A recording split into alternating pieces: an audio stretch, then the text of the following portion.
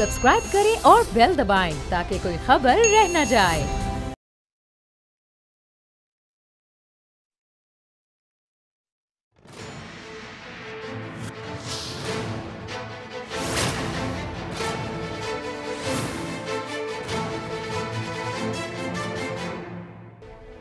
अस्सलामुअलैकुम, मैं हूं नूरुल आरफीन सिद्दीकी और आप देख रहे हैं मेरी जंग। हर हफ्ते सोचता हूं कि सुलेमानी प्रोग्राम करूंगा, अच्छे एंकर्स की तरह बिहेव करूंगा, ताबेदार एंकरों की फ़हरिस्त में अपना नाम लिखवाऊंगा, लेकिन हर हफ्ते मेरे मसीहा हैं कि फुल टॉस दिए जाते हैं।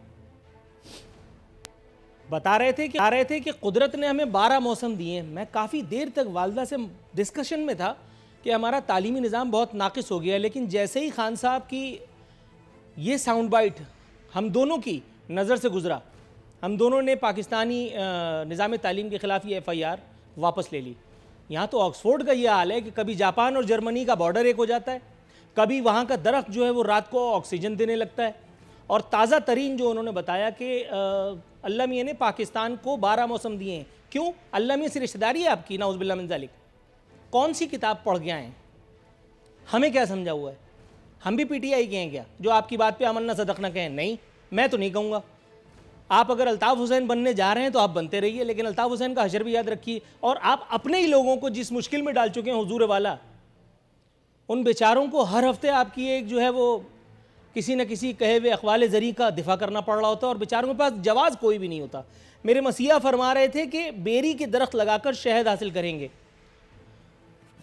अल्लाह अकबर, इसी काम के लिए हमने वोट दिया था शायद। बेरी का दरख्त, शहद, नीम की पत्तियाँ, और उसके बाद वो 1 भैंस, 2 गाय, 3 बकरी, 2 कट्टे। यार कौन सा काम कर रहे हैं भाई? माहिर हैवानात, माहिर नबातात, माहिर जंगलात, पता नहीं क्या क्या वज़ीर आज़म बना के लाए थे हम तो। बता रहे थे कि बड़े डाकुओं को पकड़ना शुरू कर दिया है। हुजूर मेडिकल NRO याद नहीं जो आप देख करके उनको फारिग भी कर चुके? किसको पकड़ लिया आपने? कह रहे हैं कि लोगों को रोजगार देना रियासत की जिम्मेदारी है। ये लाल गुलाबी बातें बहुत हुई, अमल दरामद की नौबत आएगी। फरमा रहे थे कि जुनून के फजाइल क्या क्या हैं। हुजूर जो किताब मैंने पढ़ रखी है वहाँ मुझे बताया गया है, हालांकि मैं भी काफ़ी जुनूनी हूँ, लेकिन मुझे बताया गया है, मैं जानता हूँ कि जुनून जो है उसकी जो इंतहा होती है वो माँ सिवाय शर्मिंदगी और होती नहीं है। ये जो जुनूनियों का टोला अभी आप लेकर के चल रहे हैं, जब ये जुनून झाग की तरह बैठेगा तो अकेले आप ही खड़े नजर आएंगे। पता नहीं यार। उधर हमारे सदर मुअज़्ज़म को देखिए,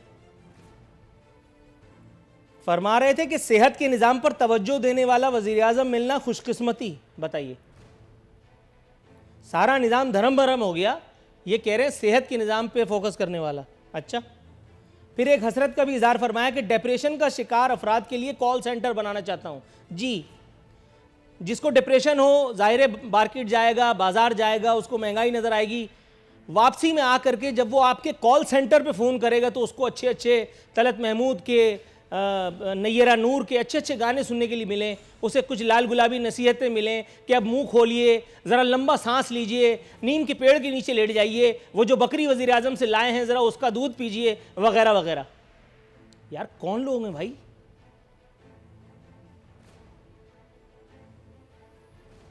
अल्लाहु अकबर। दूसरी जानिब बिलावल साहब ने एक मरतबा फिर वही ऐलान किया है जो वो कई मरतबा कर चुके हैं। कह रहे हैं कि हुकूमत मुखालिफ मुहिम चलाएंगे। अवाम कह रही है कि यार बोर नहीं करो अब। फरमा रहे थे कि मुल्क को नाअहल हुक्मरानों के रहम करम पर नहीं छोड़ सकते। और कुछ है आपके कने? कुछ कर सकते हैं आप?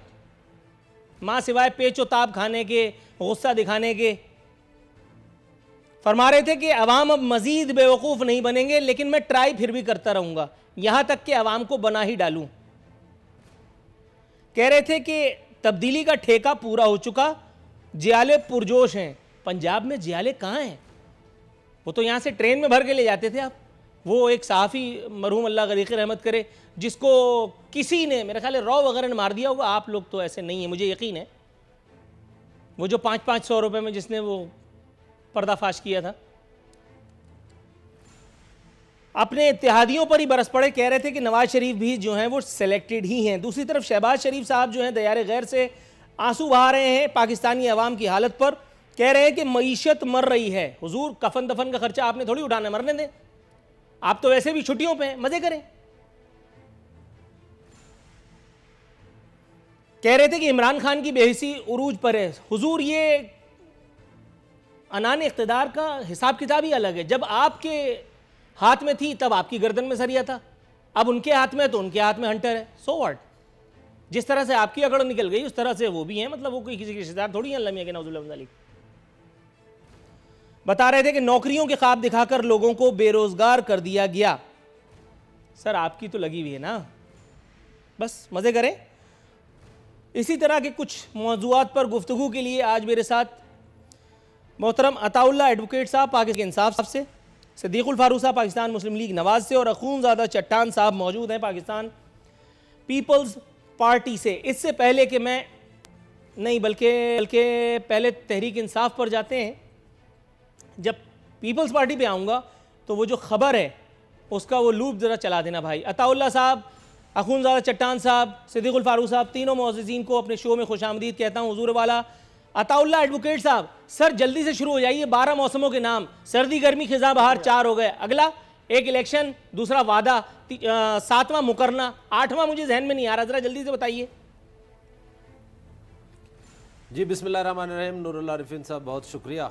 देखें, पाकिस्तान के जो प्राइम मिनिस्टर साहब ने मौसमों की बात की है तो इसमें कोई शक नहीं है कि पाकिस्तान में जो मौसम है वो बदलते रहते हैं और अल्लाह ताला ने हम पे बड़ा करम किया है कि यहाँ पे सर्दी भी होती है, यहाँ पे गर्मी भी होती है। सर सीरियस बैठा था, यकीन मानिए जब वहाँ अखूनज़ादा चट्टान साहब हंसे ना तो मैं हंस पड़ा, वरना यहाँ मैं पे बड़ा हर सीरियस था। किस्म के मौसम आते हैं। नहीं वो तो आते हैं, लेकिन मौसम की तादाद कितनी है? देखिए कहने का मकसद ये है कि दुनिया में देखिए कई ऐसा होता है कि 6-7 महीने 8 महीने तक सर्दी होती है, बर्फबारी होती है, जबकि हमारे यहाँ आप देख रहे हैं कि हर 2-3 महीने बाद मौसम बदलता रहता है और अच्छे मौसम दिए, इसमें तो कोई दो राय नहीं है। टोटल कितने मौसम है ये पूछ रहा हूँ ना, मतलब 4 या 12 टोटल? तो वैसे तो नहीं, वैसे तो आमतौर पर तो 4 मौसम है। अच्छा, लेकिन पाकिस्तान देखे जनवरी में बहुत ज्यादा सर्दी होती है, उसके बाद फिर मौसम अच्छा हो जाता है, उसके बाद बाहर आता है, ये सारी चीजें चलती रहती है। बुनियादी बात ये है प्राइम मिनिस्टर साहब, बुनियादी बात ये कि भंड हो गया कि अल्लाह बुनियादी बात ये है कि भंड हो गया।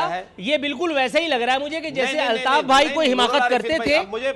मुझे तो मौका तो देना, मुझे मौका तो दे भाईजान। बात यह है कि प्राइम मिनिस्टर के कहने का मकसद ये है कि जो जिस तरह अल्लाह ताला ने मौसम इतने खूबसूरत दिए हैं, मादनी वसाइल इस तरह दिए हैं, पाकिस्तान के लोग जो है वो मेहनत है, जफाकश है, ये सारी चीजें जो है इसमें आती है। तो इसमें कोई मेरे ख्याल से ऐसी बात नहीं है कि इस पे सर अताउल्लाह साहब, लोग अगर मेहनत करते हैं तो वो मौसम में आ जाता है। देखिए मैं कहने का मकसद ये है कि बहुत सारे मौसम में, और ये जो अच्छे मौसम होते हैं आपको पता है कि अब फर्ज करो, अच्छा पता है एक बात बताऊं सीरियसली, या हम अपने आप मेरे लिए बड़े काबिल एहतराम है, ये आपको अच्छी तरह पता है। आपको पता है कि मैं आपसे कितनी अकीदत रखता हूं, आपको अच्छी तरह से मालूम है। मैंने तो आपकी एक तस्वीर भी पासपोर्ट साइज मांगी थी, आपने दी नहीं अभी तक, शायद भूल गए होंगे, मुझे दीजिएगा जरूर, मैं अपने सराहने रखूंगा। हुजूर वाला मकसद सिर्फ इतना था, खान साहब ने ये भंड किया है, सीधे सीधे बोलिए और जान छूट जाएगी, मैं आगे बढ़ जाऊंगा। आप जितने ही चौरंगी घुमाएंगे ना, यकीन मानिए पूरा प्रोग्राम आपके साथ करूंगा। और मैं 5 मिनट किसी सही आदमी से बात करता हूं तो वो पागल हो जाता है, पागल से बात करूं तो वो सही होने के करीब हो जाता है। आप जरा गलत कोशिश कर रहे हैं सर, बिल्कुल कह दीजिए भंड हो गया, मैं आगे नहीं, मैं ये नहीं कह रहा हूं। देखिए मैं ये नहीं कह रहा हूं, मैं जो प्राइम मिनिस्टर साहब कह रहे हैं उस कहने का मकसद उसका ये है कि मौसम बहुत ज्यादा मौसम है, मौसम बदलते रहते हैं। अच्छा सर ये मुझे बताइएगा, चलिए मैं फर्ज करो मैं आपकी तरफ आता हूं, हुजूर वाला मैं आपकी तरफ आता हूं। अताउल्लाह एडवोकेट साहब थोड़ा सा तामुल आप मुझे जाने दें तो बेहतर होगा मेरा ख्याल है। सिद्दीकुल फारूक साहब, हुजूर वाला सर ये बताइए, ये मुर्गियों कट्टे के बाद अब हम जो है फाइनली बेरी के दरख्त पर चढ़ करके और इंशाअल्लाह ताला शहद निकालेंगे और उसके बाद पूरी दुनिया को हम अंगुष्ठ बदंदा कर देंगे और सोने पे सुहागा ये कि हम एटमी कुव्वत हैं। और अभी कुछ अरसे पहले हमने तुर्कों को 600 साल की हुक्मरानी बख्श दी थी हिंदुस्तान पर, उससे पहले ऑक्सीजन छोड़ रहे थे दरख्त, उससे पहले खुद लंबी लंबी छोड़ रहे थे, वो कह रहे थे कि जर्मनी और जापान एक साथ हैं। हुजूर वाला मैं अगर तनकीद ना करूं तो क्या करूं? मतलब पीटीआई की यूथ से मेरा ताल्लुक है या मैं पीटीआई का कोई कारकुन रहनुमा कुछ बन जाऊं, क्या करूं? मतलब मुझे तो खुद मौका दे रहे हैं ना।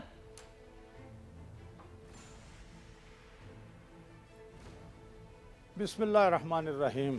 बात यह है कि इमरान खान साहब रियासत मदीना बनाएंगे। आपको पता है बेरी के दरख्त का हमारी तहज़ीब में एक मकाम है, एक सिदरतुल मुंतहा है, बहुत आखिरी हद, जहाँ से आगे जिब्राईल अलैहिस्सलाम के भी पर जलते हैं और शब महराज रसूलुल्लाह सल्लल्लाहु अलैहि वसल्लम उससे आगे गए रफ़ रफ़ के ज़रिए से। तो सिदरा, तो एक शायर ने कहा है कि एक नावुक ने उनकी मिशगां के तायरे सिदरा तक शिकार किया। तो इमरान खान की नज़रें तो सिदरा तक पहुँच रही हैं।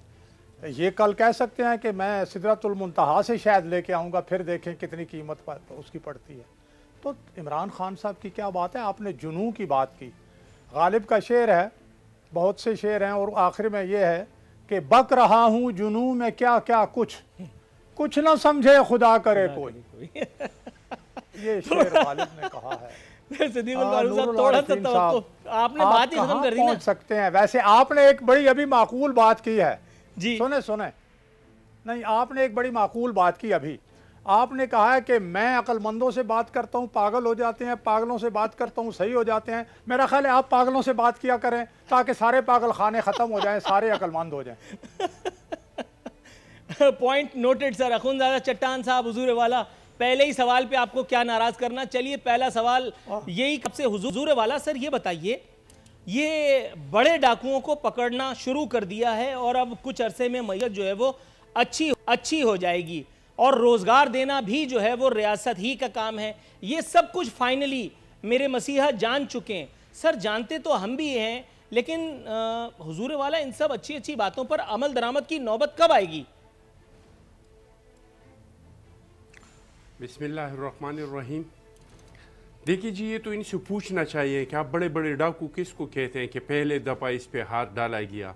अगर इनका मुराद जरदारी साहब है और नवाज शरीफ साहब है, तो नवाज शरीफ साहब तो मुशर्रफ के दौर में भी पकड़ा गया था, जरदारी साहब तो पहले भी पकड़ा गया था, तो और अदालतों ने पहले भी बरी किया था, अब भी बरी हो रहे हैं। नवाज शरीफ साहब पे जो केस बना था वो वीडियो के आने के बाद, उसको ज़मानत मिलने के बाद, इसमें क्या रह जाता है। और हकीकत तो ये है कि करप्शन कम नहीं हुई, करप्शन तो ज़्यादा हो गई इस मुल्क में और ज़्यादा हो रही है। अगर उन्होंने बड़े बड़े डाकुओं को पकड़ना है तो ये जिन लोगों से मुतासर है, जो मिसालें देते हैं, कभी कहते हैं मैं मदीने की रियासत बना रहा हूँ, कभी कहते हैं मैं चाइना की तरस पे बना रहा हूँ, कभी कहते हैं कि मलेशिया की तरस पे बना रहा हूँ, तो वो जिस पे भी आप जाएंगे तो वहाँ पे सबसे पहला एहतसाब हुकूमत का होता है। ये जो बार बार कह रहे हैं कि माफिया माफिया, करें ना, इस माफियाओं को पकड़े। ये माफिया कौन है इसका पता करें कि ये बड़े बड़े चोर और डाकू खुद ब खुद सामने आ जाएंगे। जब ये अपने डाकुओं पे, जब ये अपने माफियास पे हाथ डालेंगे तो उसको सर, मेरा ख्याल है आपने मुझे वहां पहुंचा दिया कि जहां मैं एक बहुत बड़ी शख्सियत के हवाले से मुंसलिक एक न्यूज़ आइटम अताउल्लाह एडवोकेट साहब के खिदमत में पेश करने की इजाज़त चाहता हूं, आपकी इजाज़त के साथ। हुजूर वाला अताउल्लाह एडवोकेट साहब, जस्टिस काजी फायज ईसा फरमा रहे हैं कि वज़ीर आज़म ने खुद अपनी अहलिया और बच्चों के असासे ज़ाहिर नहीं किए। कई नुमाया शख्सियात ने ऑफशोर कंपनियों के जरिए गैर मुल्की जायदादों को छुपाया। मौजूदा वज़ीर आज़म भी उन नुमाया शख्सियात में शामिल हैं। सुप्रीम कोर्ट के जज हैं जस्टिस काजी फायज ईसा। इस वक्त तक, जब तक मैं आपसे गुफ्तगू का शर्फ हासिल कर रहा हूं और मौजूदा हुकूमत उनके खिलाफ जब तक कुछ साबित नहीं कर लेती, उनका एहतराम हम सब पर वाजिब है। सर, इतनी बड़ी मनसब पर बैठे हुए शख्स का मौजूदा दौर के वजीर आजम, जिनको आप ऐन अहल, ऐन सादिक और अमीन बताते नहीं थकते, जिनकी दयानतदारी को आपने मेरी चिड़ बना रखा है, हुजूर कुछ फरमाइए। कायज ईसा साहब क्या फरमा रहे हैं? ये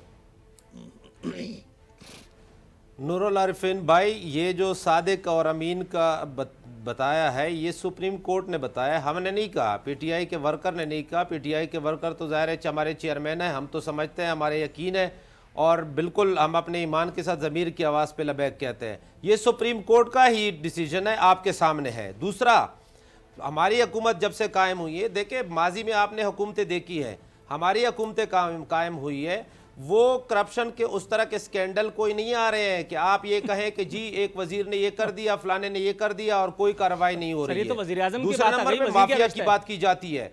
वजीर क्या बेचता है? वजीर आजम के ऊपर माफिया की बात की जाती है। वजीर आजम की ऑफशोर कंपनियों के बारे में उन्होंने कह दिया। प्राइम मिनिस्टर साहब जी, प्राइम मिनिस्टर साहब जो माफिया की बात करते हैं तो माफिया है, माफिया अभी तक मौजूद है, हम उसका हिसार तोड़ नहीं सके अभी तक, लेकिन प्राइम मिनिस्टर आज भी वो कहते हैं कि जी हम इसको माफिया को खत्म करके दम लेंगे।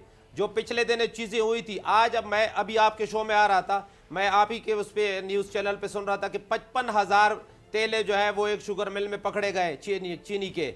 एक हैदराबाद में 3,000 तेले पकड़े गए। इतनी बड़ी ज़ख़ीरअंदोज़ी होती है। आप ये मुझे बताएं कि ये एक मुल्क जिसमें 55,000 50,000 तेले इस तरह ज़ख़ीरअंदोज़ी होती है, तो उसमें अब क्या तवक्को आप बिल्कुल आप दुरुस्त फरमा रहे हैं, लेकिन इसमें ऑफशोर कंपनियों को जवाब कहाँ है सर? वो आप थैले में आपने ले आके मुझे घुसा दिया, वो थैले जिसके उसको लटकाओ ना। नहीं देखें, अगर फर्ज करो कोई कहता है कि ऑफशोर कंपनी या कोई ऐसी चीज है, कोई कहता है सुप्रीम कोर्ट की अदालतें हाजिर है सर, उसके लिए भी अदालतें इदारे मौजूद हैं, तो कोई भी प्राइम मिनिस्टर के खिलाफ जा सकता है। लगाएं अदालत में केस लगाएं, एप्लीकेशन दे के जी उसकी ऑफशोर कंपनी है, उसका नहीं है, उसने शो नहीं किया, दूध का दूध और पानी का पानी हो जाएगा। पानी का पानी हो जाएगा। थोड़ा सा रुकिए, मैं अभी पानी पिलाता हूं। सर अब मैं जाऊंगा सिद्दीकुल फारूक साहब के पास। सिद्दीकुल फारूक साहब, हुजूर वाला, ये मुझे बताइएगा जनाबे वाला, शहबाज शरीफ साहब का आज बयान काफ़ी क्रिएटिव बयान है वैसे, आई मस्ट एडमिट। कह रहे हैं कारोबार पर ताले, सिर्फ सरकारी झूठ के कारखाने चल रहे हैं। गुड सर, ये मुझे बताइए, गरीबों से इतनी हमदर्दी फरमा रहे हैं मेरे मसीहा, और वो भी बरतानिया की हवाओं में बैठ करके पंखा जलते हुए। सर ये कुछ गैर मुनासिब सा लगता है। मतलब अब बहुत हो गया, मतलब कब कटेगी जब्र की ये तवील रात, और कब आएंगे मेरे सरकार? जब तक रावलपिंडी से कोई सिग्नल नहीं जाएगा और कहा नहीं जाएगा कि अब आइए टेक ओवर हो गया है, ये टेक ओवर करना है, मतलब कुछ बताइए ना, ताकि मुझे भी जरा रहनुमाई हासिल हो।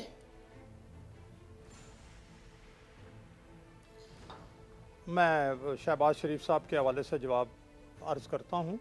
पहले तो जो अताउल्ला साहब फरमा रहे थे कि जी चले जाएं अदालत में, तो अदालत में तो गए हुए हैं। फॉरेन फंडिंग केस में 6 साल हो गए। पहले तकरीबन 70-71 दरख्वास्तें दे के केस एडजर्न कराते कराते अब हाई कोर्ट के फ़ैसले के ख़िलाफ़ जनाब आप सुप्रीम कोर्ट चले गए हैं। बहुत से मुकदमात जो इमरान खान के ख़िलाफ़ हैं वो पेश ही नहीं होते वहाँ। अदालत जाने का अगर कोई फ़ायदा हो तो हमें बताएं। इमरान खान के ख़िलाफ़ फ़िलहाल नहीं है, आगे देखते हैं। दूसरी बात मेरे भाई, इन्होंने 55,000 थैले चीनी की बात की। भाई चीनी तो आप कहते हो ना कि वाफर है, और आपने एक्सपोर्ट की है। मिलों के मामलात जो कारोबारी लोग नहीं हैं उन्हें पता नहीं है। मिलें हज़ारों लाखों बोरियां भी बनाती हैं, और हर वक्त सौदा जो है वो एक कीमत पर नहीं बिकता। अगर उन्होंने 50,000, 20,000, 30,000 या शहर में किसी दुकान पर आपको जो होल सेल है उस पर 10-20 हज़ार बोरी मिले, तो उसकी 1000 बोरी रोज़ाना की सेल होती है। 15-20 दिन का उनके पास स्टॉक होता है। अगर वो नहीं होगा तो दूसरा सौदा आने तक वो बिक गया तो शहर में चीनी नहीं मिलेगी। ये तो गैर कारोबारी बातें हैं, ये जहालत की बातें हैं। जो लोग कारोबार नहीं समझते इस तरह की बात करते हैं। दूसरी बात जो आपने शहबाज शरीफ साहब की है, दूसरी बड़ी इंपॉर्टेंट बात है सर, मैं जरा वजाहत से बयान कर दूं, फिर आपका जवाब भी सुनूंगा कि जब तक शराकत इख्तिदार या इख्तिदार के हुसूल के लिए ग्रीन सिग्नल नहीं दे दिया जाएगा तमाम सियासी जमातों की जानिब से या कुछ खास जगहों से, तब तक वापस नहीं आएंगे। देखें ना, ये आप अंदाजे की बात कर रहे हैं, और आप इसलिए ये बात कर रहे हैं कि अफवाहें भी चल रही हैं, तखमीने भी चल रहे हैं, अंदाजे भी चल रहे हैं। कुछ ऐसी वीडियो शो कॉल्ड आ रही हैं कि जी वो बंदा छुप के मियाँ साहब से मिलने गया है, उसके चेहरे पे पर्दा डाल दिया गया। ये सारी बातें चल रही हैं, और शायद इसी वजह से थोड़ा सा हमारे बरखुरदार हैं उम्र के लिहाज से। वैसे तो अब लीडर हैं। बिलावल भुट्टो जरदारी साहब ने भी एक बयान दे दिया, नहीं देना चाहिए था, हम उसका इस तरह सा रद्द अमल नहीं करेंगे। शहबाज शरीफ साहब या सारी अपोजिशन, मैं कहता हूँ हमने इनके साथ ताउन की बात की। चाहे वो तहरीक लब्बैक का धरना था, हमने हुकूमत का साथ दिया। चाहे इंडियन जारहियत थी, हमने हुकूमत का साथ दिया।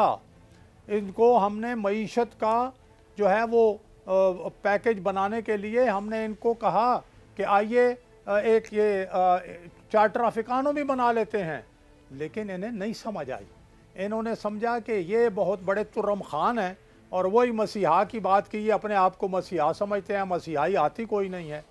इसलिए हुजूर हमने कहा है कि अगर कुछ करना है तो कर लो। अब मैदान खुला है और उस मैदान में अगर हम जुलूस निकालते, इनको कुछ करने ना देते, ये कहते देखें ये मुझे नहीं, हमें नहीं कुछ करने दे रहा, शहबाज शरीफ नहीं करने दे रहा, नवाज शरीफ नहीं करने दे रहा, बिलावल भुट्टो जरदारी, ये सारी अपोजिशन नहीं कर रही। भाई इस वक्त मुझे आपको इंटरप्ट करना पड़ रहा है क्योंकि मुझे खास लूप चलवाना है। हुजूर आपकी इजाजत के साथ मुझे अखुंज़ादा चट्टान साहब की तवज्जो के लिए एक लूप चलाना है। जरा थोड़ा सा तवक्कुफ की इस्तदा है, शहबाज तवक्कुफ की इस्तदा है हुजूर वाला। अखुंज़ादा चट्टान साहब सर आपके लिए जरा तवज्जो। शिकारपुर में 3 साला बच्चा जिसका नाम है हबीबुल्लाह बरवक्त अस्पताल ना पहुंच पाने और दवा ना मिलने की वजह से दम तोड़ गया। तड़पते हबीबुल्लाह के वालिदैन को अपने बेटे को अस्पताल तक लाने के लिए एम्बुलेंस मिली, ना ही मैयत घर ले जाने के लिए, जिसके बाद गम में डूबे वालिदैन को मजबूरन बेटे की लाश को गोद में उठाकर चिंची में ले जाना पड़ा। 4 विंडो में आ जाओ यार। देखिए जमहूरियत दुश्मन समाज कैसा है। अब बिलावल साहब क्या लोगों को एम्बुलेंस फराम करेंगे? ये कोई बिलावल साहब का काम तो नहीं है। रहे मुराद अली शाह, वो तो डायरेक्ट आसमान से गिरे हैं। उनके वालिद साहब भी जाहिर है कि वजीर आला के मनसब पर थे, वो भी हैं, उनकी अगली नस्ल भी हो जाएगी हमारे। वो तो बेसिकली ये लोग तो इक़्तिदार संभालने ही के लिए पैदा हुए हैं और हम जैसे कीड़े मकोड़े मरने के लिए। जमहूर का एक अंगूठा ही तो कम हुआ है सर, क्या फ़र्क पड़ता है? ये किस तरह की बेसरोपा खबरें हैं? ज़रा इसके बारे में कोई इधर उधर के बयान दे करके मुझे ज़रा गुमराह कीजिए, उसके बाद फिर मैं ब्रेक पे जाऊँ। देखिए जी, इस तरह का वाक़या तो हुआ होगा और ये सिर्फ सिंध में नहीं होते, ये तो हर जगह में, अगर आपको पंजाब में भी जाए, पुख्तनख्वा में भी जाए। लेकिन एक चीज़, सिंध में हेल्थ की मद में जितना काम हुआ है और जितने हॉस्पिटल बने हैं, आप यकीन माने, मैं कराची से आ रहा था और खुर्शीद शाह साहब के पास में सक्कर में हॉस्पिटल में गया। मैं आपको लिख के देता हूँ कि आप अपना कैमरामैन से कहे कि कैमरा उठा के जाए सक्कर में, एक छोटा सा शहर है, वहाँ पे जिस तरह का हॉस्पिटल मैंने देख लिया, इस तरह का हॉस्पिटल हमारी पूरी KPK में नहीं है, पूरी पुख्तनख्वा में नहीं है। पेशावर हमारा दारुल खिलाफा है, वहाँ पे भी नहीं है। तो हालात कराची के सारे बेहतर नहीं हो गई हैं, लेकिन पहले से काफ़ी बेहतर है। मैं ये नहीं कह रहा हूँ कि वहाँ पे शहद और घी और इसके नहरें बह रही हैं, लेकिन बाकी सूबों के बनिस्बत, पंजाब के बनिस्बत, पुख्तनख्वा के बनिस्बत और बलूचिस्तान के बनिस्बत कराची में बहुत ज़्यादा काम हुआ है, सड़कों में, एजुकेशन में। अच्छा, मैं अनफॉर्चुनेटली आप तक सही कन्वे नहीं कर सका। ये कराची का केस नहीं, शिकारपुर का है, जो बहरहाल जिस जगह को आप ओन करते हैं। कराची तो खैर लावारिस है, कराची तो MQM का भी नहीं है, MQM भी कराची की नहीं है। थोड़ा सा तवक्कुफ, उसके बाद फिर हम वक्फे के बाद लौटते हैं।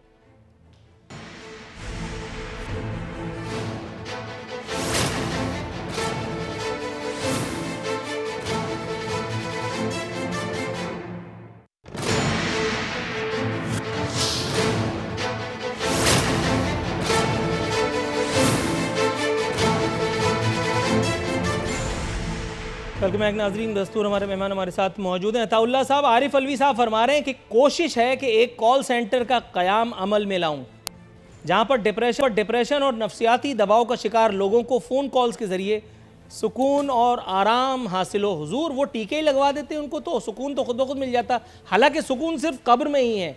ये ज़रूरी है कि एक तरफ हुकूमत हमें जूते मारे, महंगाई की चक्की में हमें गन्ने की रस की तरह निचोड़ लिया जाए, और दूसरी तरफ आरिफ अलवी साहब का नया ये कॉल सेंटर, ये हमें माई भागी के गीत सुनाए, ये हमें किशोर कुमार की जो है वो लोरियाँ सुनाए अगर उसने गाई हैं तो, ये हमें लता के जो है वो गाने सुनाए, ये हमें जो है वो सर आपने ड्रैग कर दिया।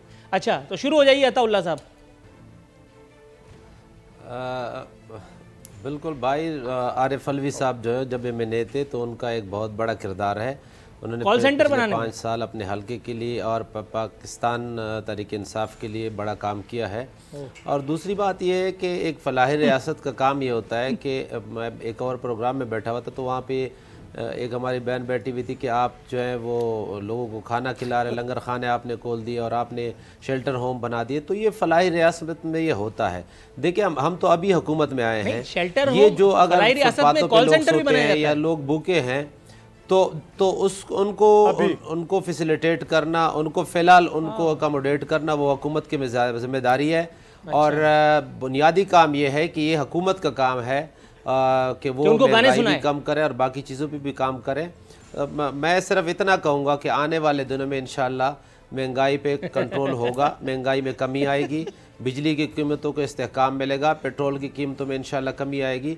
हम भरपूर कोशिश कर रहे हैं, प्राइम मिनिस्टर की मुआशी टीम लगी हुई है कि किसी तरह आवाम को रिलीफ दे। मुश्किलात हैं, इसमें कोई दो राय नहीं है कि मुश्किलात हैं, मुश्किलात ज़रूर हैं। और ये मुश्किलात आज की नहीं है, ये मुश्किलात सालों की है। और इसमें जो मेरे भाई सालों और झेलेंगे, बड़े मोहतरम हैं हमारे, बात कर रहे थे, तो मैं ये कहूँगा कि देखिए पिछले अदवार आपको याद होंगे, हमारे प्राइम मिनिस्टर का कह दिया कि उनके खिलाफ फैसले नहीं आ सकते।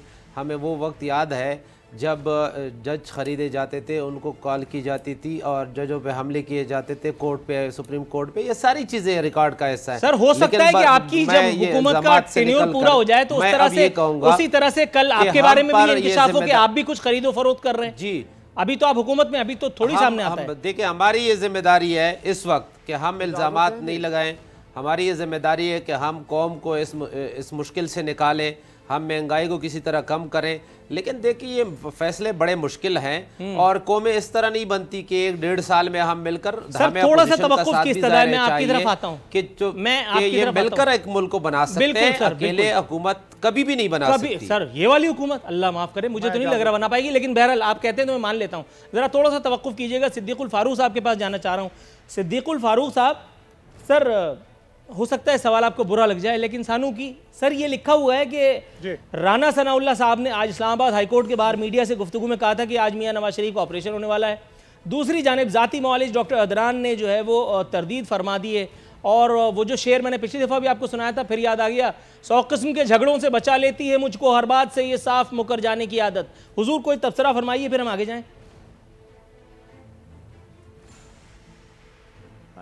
बात यह है कि जितना मेरा अभी राब्ता आज नहीं हुआ, वो पहले यही तय था। अब शायद डॉक्टरों के मशवरे से कुछ आगे चला गया है। बहरहाल बीमारी उनकी है और तीसरा ऑपरेशन उनका होना है, अल्लाह उन्हें सेहत दे। ये कोई ऐसी बात नहीं है, मजाक वाली बात नहीं है। मैं सिर्फ ये अर्ज़ करूँगा कि मेरे दोस्त हैं, पाकिस्तानी हैं, भाई हैं, एडवोकेट अपना अताउल्लाह साहब। अभी अताउल्लाह साहब ने जो बयान फरमाया है अदलिया के हवाले से, तो इन्हें अपने लीडर इमरान खान का वो बयान याद नहीं जिसमें उन्होंने कहा था, खोसा ने मुझे फ़ोन करके कहा नवाज शरीफ का मुकदमा इधर मेरे पास ले आओ। वो क्या था? अब आ जाइए इस बात पर कि आप बहुत काम किया, मैं आगे बात करूँगा। आप बराए करम नवाज शरीफ के दौर की कीमतें इस कौम को दे दें, पहले बस कुछ ना करें। नवाज शरीफ दौर की कीमतें जाली तरीके से करते हैं, कोई तरीका करते हैं, वो दे दें। इमरान खान साहब फरमाते हैं कि रोज़गार देना रियासत की ज़िम्मेदारी है। आप रियासत के इस वक्त वज़ीर आज़म है, जैसे तैसे आपने अब तक, आपके अपने सदर ने कहा है कि 22 लाख लोग बेरोज़गार हो चुके हैं और स्टेट बैंक के गवर्नर कहते हैं कि रवां साल 2020 में 22 लाख मज़ीद बेरोज़गार होंगे। कौन सी आप ज़िम्मेदारी पूरी कर रहे हैं?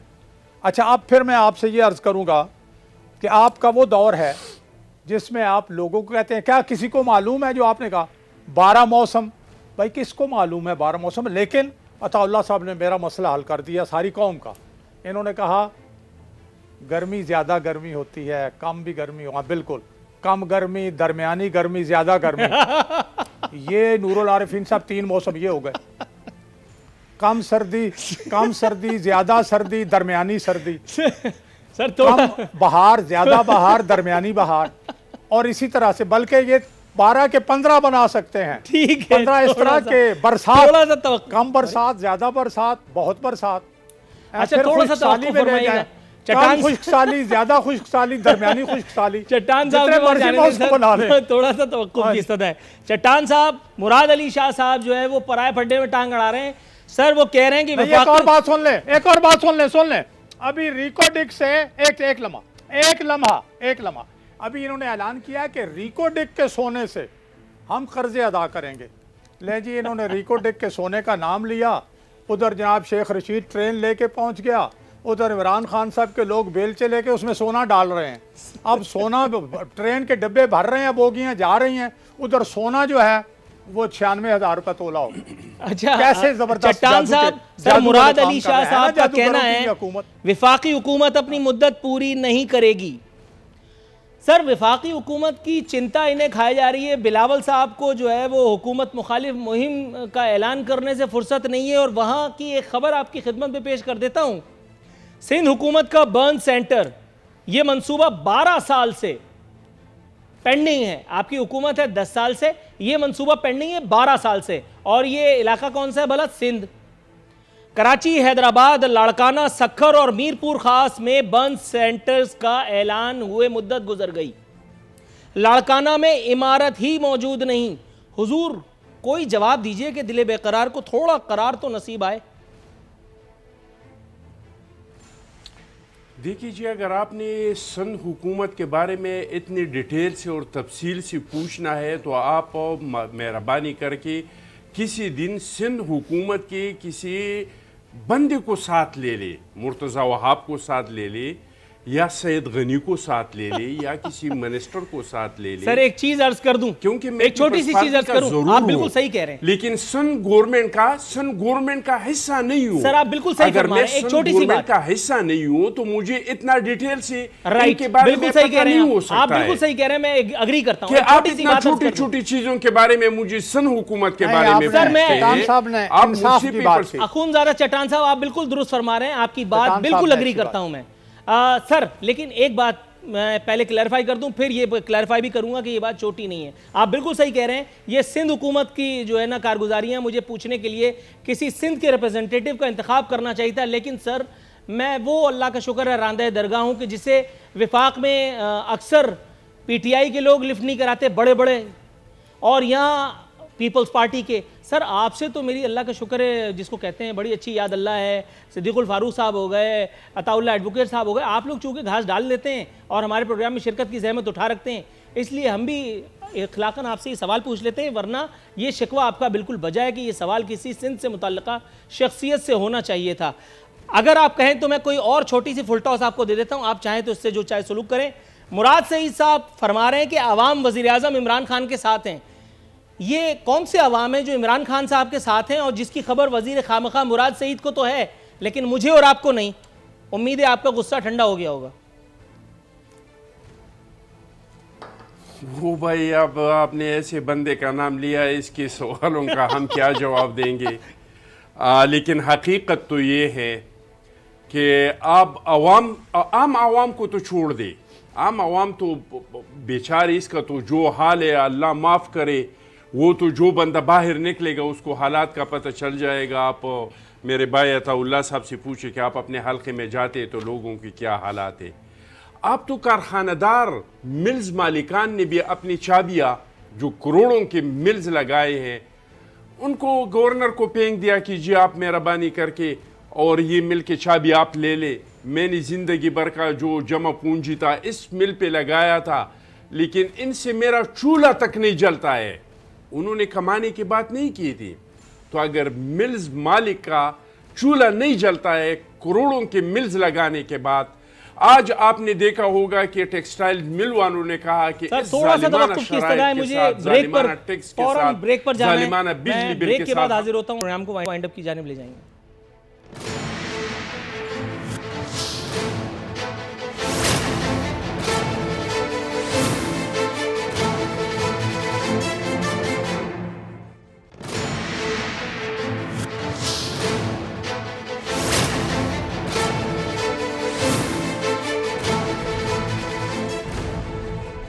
वेलकम बैक नाज़रीन, इख्तितामी लम्हा शो के। अताउल्लाह साहब, वज़ीर आज़म इमरान खान साहब फरमा रहे हैं कि इंसान तब कामयाब होता है जब तक हार नहीं मानता। हुजूर वाला, जर्मनी जापान का बॉर्डर, दरख्तों का रात को ऑक्सीजन खारिज करना, तुर्कों का 600 साल तक इंडिया पर हुक्मरान होना और कुदरत का 12 मौसम पाकिस्तान को दे देना। अब जरा सुनिए, अगर हार मान ली जाए कि हाँ मुझसे गलती हो गई, यहाँ मेरे लीडर से गलती हो गई, तो ज़्यादा बेहतर है या अगर मैं डट के खड़ा हो जाऊं, कोई राह सुझाई न दे, फिर भी बिला वजह की जस्टिफिकेशन देने में लगा रहा हूं, तो ज्यादा मजाक बनेगा? क्या कहेंगे सर? नहीं, देखिए मेरा ख्याल ये है कि ये तो छोटी मोटी बातें हो जाती है, इंसान है, कोई बात अगर निकल जाती है मुझसे तो वो ऐसी कोई बड़ी बात नहीं होती, न इससे किसी को नुकसान है। मैं समझता हूँ कि प्राइम मिनिस्टर ने जिस तरह, आपने देखा कि अक़वाम मुत्तहिदा में जिस तरह पाकिस्तानी कौम की नुमाइंदगी की और कश्मीर का वहाँ पे मसला पेश किया, फिर जिस तरह से अमेरिका के सदर के साथ मिले, जिस एतमाद के साथ मिले, वहाँ पे हमारा मौक़िफ़ पेश किया, और आलमी दुनिया में जिस तरह से उनको एक इज़्ज़त दी जाती है, एक रिस्पेक्ट दी जाती है, और वो अपने भरपूर तरीके से अपना मौक़िफ़ पेश करते हैं, तो हमें वो चीज़ देखनी चाहिए। दूसरे नंबर पर आपने हार का कहा, देखें बात ये है कि एक चीज़ तो क्लियर है कि हमारा मुकाबला इस वक्त महंगाई के साथ है, हमारा मुकाबला इस वक्त सेहत के मसाइल के साथ है, हमारा मुकाबला इस वक्त तालीम के मसाइल के साथ है। हमने अपनी मईशत को बेहतर करना है। अगर फ़र्ज़ करो हम हाथ पे हाथ रख कर बैठ जाते हैं, या खुदा न खास्ता हम कहते हैं कि हम ठीक नहीं कर सकते, तो होगा क्या? थोड़ा सा तवक्कुफ़ कीजिएगा, खाना जंगी होगी, क्योंकि वक्त बहुत करना तो है ना, किसी ने तो और मुझे दोनों मेहमानों से गुफ्तगू करनी है। आपसे इख्तिसार के साथ एक छोटा सा जुमला कहते हुए बस मैं इजाज़त चाहूँगा। सर मैं आपको सही बताऊं, ये महंगाई वगैरह से तो हम लड़ लेंगे, लेकिन मुझे ऐसा लगता है कि पीटीआई का असल मुकाबला जो है ना, वो अपने कायदीन की ज़ुबान से है, क्योंकि ये ज़ुबान इनसे जितना कुछ गुल खिला रही है, जितने वर्ण इनसे करवा रही है, इस पर अगर काबू पा लिया जाए तो महंगाई वगैरह तो खैर हम पिछली जगह भी भुगतते ही रहे, पिछली दफ़ा भी, इस दफ़ा भी भुगत ही लेंगे। थोड़ा सा तवक्कुफ़। सिद्दीकुल फारूक साहब, हुजूर वाला, सर ये मुझे बताइए, स्पीकर कौमी असम्बली फरमा रहे हैं कि 1 माह में निजात मिल जाएगी महंगाई से। सर 1 माह में महंगाई से निजात मिल जाएगी, या 1 माह में हमें इस जिंदगी की कैद से आज़ाद हो जाएंगे?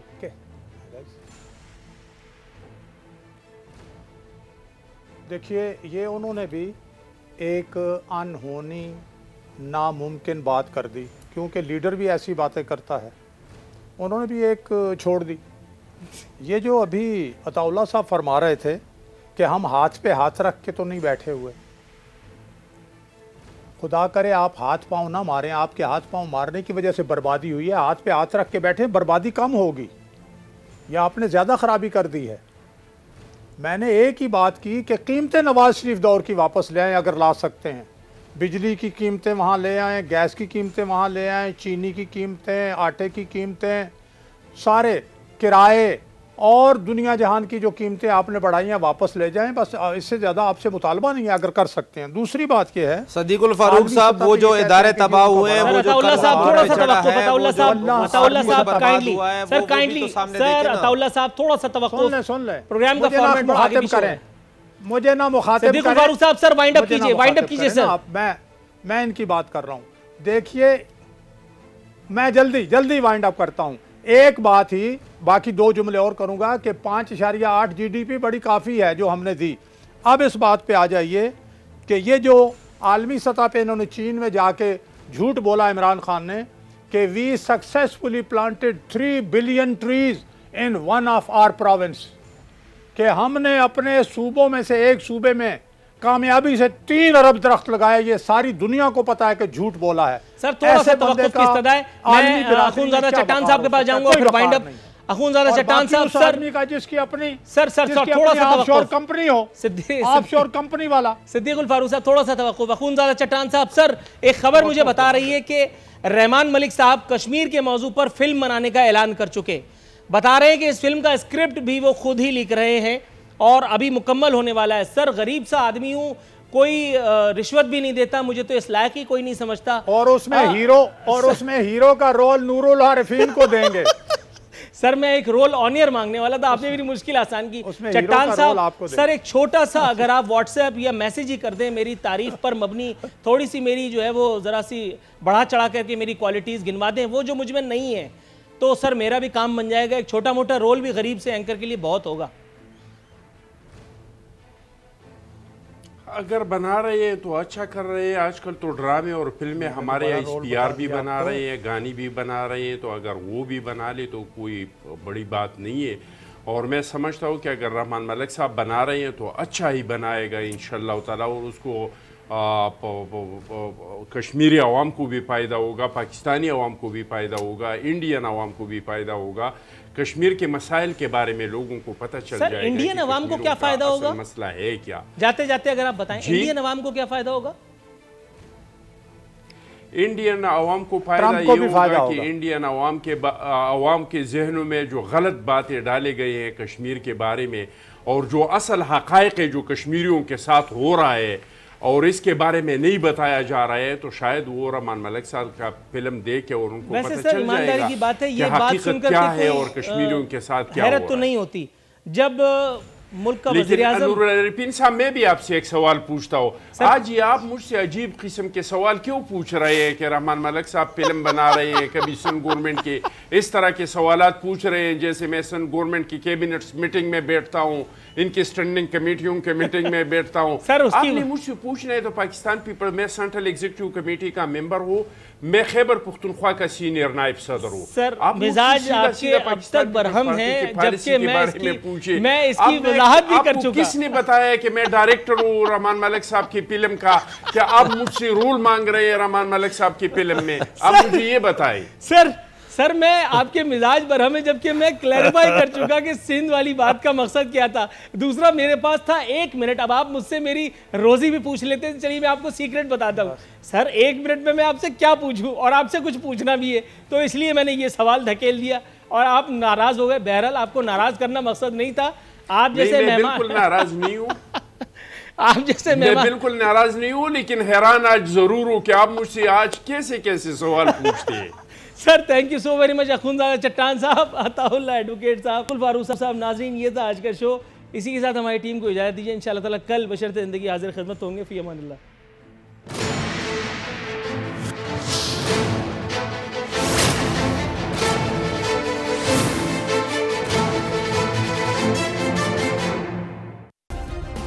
सब्सक्राइब करें और बेल दबाएं ताकि कोई खबर रह न जाए।